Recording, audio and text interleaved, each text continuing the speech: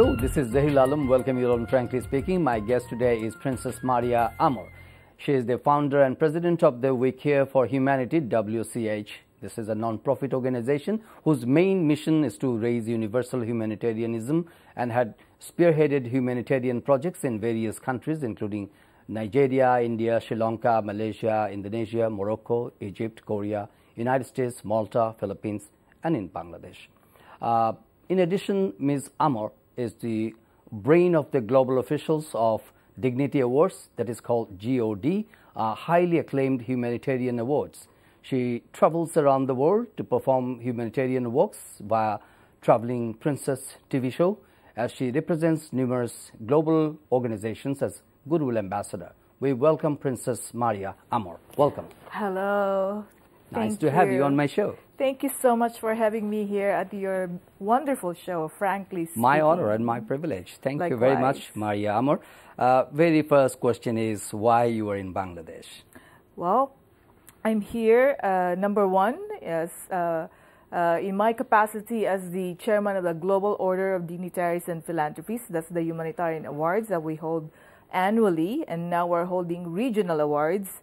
This is the GOD Asia, Europe, Latin America, Africa, and Middle East. So I am here to personally meet one of our honorees, which is Mr. Honorary Consul for Chile in Bangladesh, Mr. Asif Chaudhary. So we're going to honor him at the GOD Asia this coming July 28 and 29 in Kolkata, India. I'm here to confirm his official nomination as an honoree, and at the same time work with him and meet him and all what he's doing here in the country, the global impact of his humanitarian works. Okay, that is the first the key objective of your visit. But apart from that, I know I already mentioned that you were the founder and the president of We Care for Humanity, that is WCH. That's correct. So tell us about something of the WCH. What are the programs and the activities you have? Absolutely. So let me just inform you that this is my second time in Bangladesh. So it's always my objective in coming here and in the future will be the purpose of We Care for Humanity, which is to, of course, promote universal humanitarianism. And that is why we are preparing to register our organization here in the country, the We Care for Humanity Bangladesh. Originally, We Care for Humanity is an NGO based in the United States, and our main mission, as you mentioned, is to promote universal humanitarianism. Now, what does it mean? We try to convert every human being into becoming humanitarian. We believe that we fill this world with humanitarians, then we don't have all the chaos, all this poverty and unrest war and and violence. Yes. And we have programs that we are going to do in Bangladesh. Mainly, we advocate education, health, eradication of poverty, women empowerment, human rights, world peace, and green environment. Poverty is a common phenomena in the developing nations, in the least developed nations. So, I mean, organizations like We Care for Humanity, how you promote the idea to eradicate poverty and how you stand by the people who is still on the poverty line? Right. So that is a very difficult question to answer because, you know, we cannot just eradicate poverty. It will be there, but we can at least mend, you know, the situation. However, We Care for Humanity has a project in the pipeline, which I think will at least augment the need for livelihood programs, for jobs, for food on the table. So we will launch very soon the humanitarian tourism, and that will give way to small NGOs, poor communities, even indigenous people to have a sustainable income. And so they don't have to always beg for sponsorships and donations all the time. Because we know sometimes also the government don't have funding for this kind of groups. So we will we want them to have to stand independently and have their income and live with dignity. But as an advocate to alleviate poverty, we also don't believe that this is a responsibility, global responsibility. So it's not lies with organizations like We Care for Humanity. But collectively, we all have to put forward our greater effort to alleviate poverty. But what is your impression about the global campaign to alleviate poverty? Because we are all talking about people who is under poverty line, lifting them up, alleviate poverty. But how meaningfully, how productively the war or the effort is going on? See, if we go, the United Nations has the Sustainable Development Goals, and one of them is, of course, eradication of poverty. You see, some of us are born lucky, lucky to be in the right country or the right place, and some of us don't. So, you know, we cannot blame these people. It's not their fault to be poor and have that situation around them. So, all we can do is help them out. No, of course, still we have to induce education, which that will change the cycle of poverty if we have education everywhere. And I think that's number one that we should promote all over the world. But do we invest right kind of resources to impart knowledge and education for the people who can help themselves to get out of the rampant poverty line? Absolutely. I think all the top corporations right now, and even the United Nations, their priority is education. And just recently, they held an international conference in Senegal, wherein they want to make education as number one among the SDG goals. Make education number one, top priority. Instead, for example, of peace or human rights, we want to put education on top of it.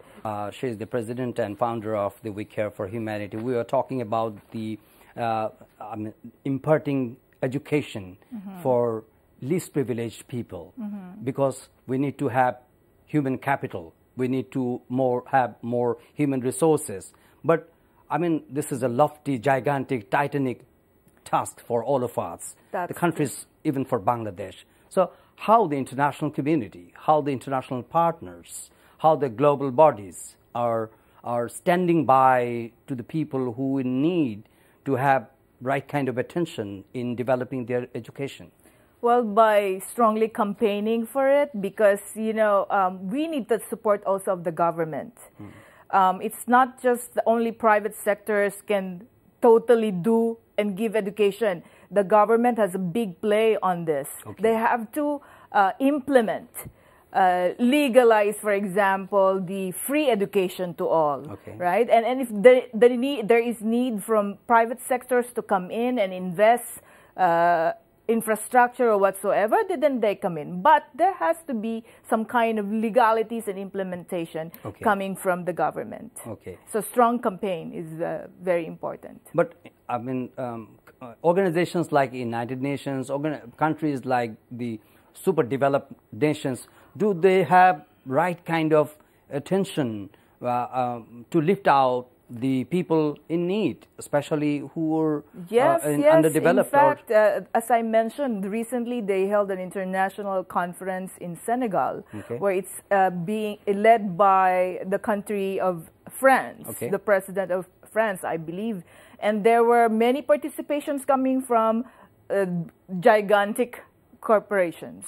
So, and big investments are involved in this. So we just have to wait and see what's going on, or they can actually go to United Nations website and they will see the result of that conference. I am sure we will see in the future big developments going on education part, especially in the third world countries, in Africa, in Asia, and even Middle East or Latin America. Maria, I found a lot of optimism in your words, but do you have any sort of, sense of frustration, any sense of unfulfilling visions, or something that you want to achieve but you can't due to some constraints? It is normal for NGOs like us to have big frustrations, of course. You know, we want to do great things to the world, to humanity, yet we cannot do it alone. And then when we seek for help from other people, so you cannot get positive response all the time. So that is very frustrating, but we are inspired by the people who are who are on the same level, wavelength of thinking and passion to help humanity. And there are so many of that around us. All we have to do is create more awareness, and like what I'm trying to do, recognize the people who are doing good for humanity so that it will give ripple effect. And so that other people will also, you know, be inspired that anybody can do this. And even big people are doing this, and even small people can do this. Everybody can be a humanitarian. Do you get sometimes upset with the tall talks, the leaders, the international communities who represents international organizations? Are you convinced with the words, or it sounds mere rhetoric sometimes in addressing those menacing challenges like poverty, like public health issues, or you just mentioned about the education? Right. Well, if you're referring to political leaders, I get frustrated, yes. I think that they could do better. If you're referring to heads of other organizations, big organizations, I try not to focus on what their own mission, and I focus on mine, because as an NGO, we all have our own tasks, our own mission and vision. So if they're doing their job, as they say, you know, like what they said, then great. If not, then they better do something, you know, and instead of just standing there as an organization promising something that they would not do. So what prompted you? What drives you to get integrate with the people in Bangladesh to undertake some programs, livelihood programs, or doing something in education sector, or extending support in public health? What prompted you to do that? Why Bangladesh, you mean? Well, I really don't choose any country. The fact that also Bangladesh, I think, needs a little help, and I think that we could help as well. And we have many friends here. I think with the right team here, we can do something. And the program that we have is not just for one country, it's for global, for all kinds of countries, and we will do it one country at a time. Princess Maria Agamir, tell us something about you. Wow, okay. Your achievements, your sense of motivation. Yes, I thought you were going to ask me about personal questions. I was ready to say. No, I am from the Philippines, as you all know. I'm from the Royal House of Baloy and the Kingdom of Sulu. And I'm single because I don't have time for other things aside from taking care of my organization. And what else can I tell you? I mean, all I do is... Tell about something about your achievements through your humanitarian campaign, your walks and activities. How you have been recognized, how you have been... Yeah. Well, I think that I would say the greatest thing we have done as far as our organization is first to form these GOD awards. Why is that? Because as I mentioned, as a traveling princess, and because of the awards, my mission is to search for the greatest humanitarians of the world. And that is the best thing we have done. And I would always say this, that I have the best job in the world, because when you meet humanitarians, you can never go wrong. They always have best intentions for people. They always have compassion for humanity. You don't only focus on the humanitarian challenges. You also see, as a traveling princess, definitely some of the most exotic things attracts you always wherever you travel. So what are the issues? In particular, when you were traveling Bangladesh, what are the most important things which attracted you most? The people. The people, because they have, particularly Bangladesh. I just had a small discussion with the foreign minister, the state minister for foreign affairs this afternoon, and he himself mentioned that the people of Bangladesh, is a natural thing for them to help their brothers and sisters. So I think that alone inspires me. The fact that I know that I will not have a hard time doing good things here, humanitarian works. I know that I won't be alone because it's natural for the people to help their own countrymen. So that is number one that drives me.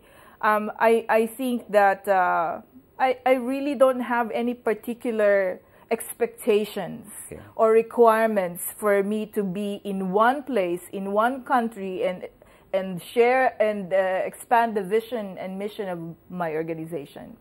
I know you are also a writer. You are a poet. Just a little bit. Poet also. Yes. So how many books you have written so far? I authored The Greatest Humanitarians of the World. This is on our third volume already, and it's out on Amazon.com. On the poetry, however, that we call it the anthology, We Care for Humanity anthology. It compiles all my activities for the whole year. So right now you will see this on the book that I'm with Mr. Alam having this interview. And also we have tribute poetry to our honorees. And I have a co-author for that. She is actually the poet, Miss Maureen Brindle from UK, who also receives an award from the GOD as a humanitarian ambassador for culture and arts. Okay, but apart from, the issues you have mentioned you were working on, like education, health, and alleviating poverty, what are the other critical issues you think most important to address or deal with right kind of attention in a country? In a country, well, there could be an issue of legality, government. Sometimes it's hard to work with the government. Some countries, even if we have the support, we're ready to send medical equipments or food, but you will have problems with the customs. Even if it's donation already, you have problems bringing those in. So that I encounter some kind of frustration because we're already helping out, and some people will use that, so a little corruption going on. We know that some of the governments, it's normal. But are you aware about that currently we are under a grave crisis related to Rohingya people? 1 million plus people we have refused in our country. Yes, I am aware, and I'm as I expressed also to the one of your DG for UN here in Bangladesh, that I would like to take part in helping them. And I asked her particularly, what are the procedure for us to come in as an NGO? If we bring some help here, what can we do, and how can we avoid the the hassles of bringing help in the country, because that is always the problem. So that kind of support we can anticipate in future from... Yes, absolutely. We have a lot of people who are very concerned, but they don't know how. They don't know how to bring support. And it's not just monetary that they just want to send money. Some people don't believe in that. Most of my donors don't believe in that. They want to come hands-on, help out, and get donors, doctors, food, something like that. They want to really look in the eye of the people who are in need. So one last question about the women folks. What are the messages you got to deliver for women folks? For women are the pillars of the society, of the world. Without women, we won't exist. And so they should really always remember that they are powerful. and they should believe in themselves. They should be strong, and they should learn their rights. I know that in some countries, because of culture, that women are not, the problem is gender equality. However, which one is more important, the rights or the culture? I think human rights is more important than culture. And so if in giving respect to women, I think we should educate our men more. Okay. If we educate so he for she is important. Yeah, he for she is very, very important. Thank you very much, Maria, for being on the show. And my pleasure, my honor. Thank you so much for inviting me. Thank you. Thank you so much. Dear viewers, that was my conversation with Princess Maria Agamir. She is the president and founder of We Care for Humanity. And thank you very much for watching this show indeed. And we invite you to watch our next episode. Until then, to take care and goodbye.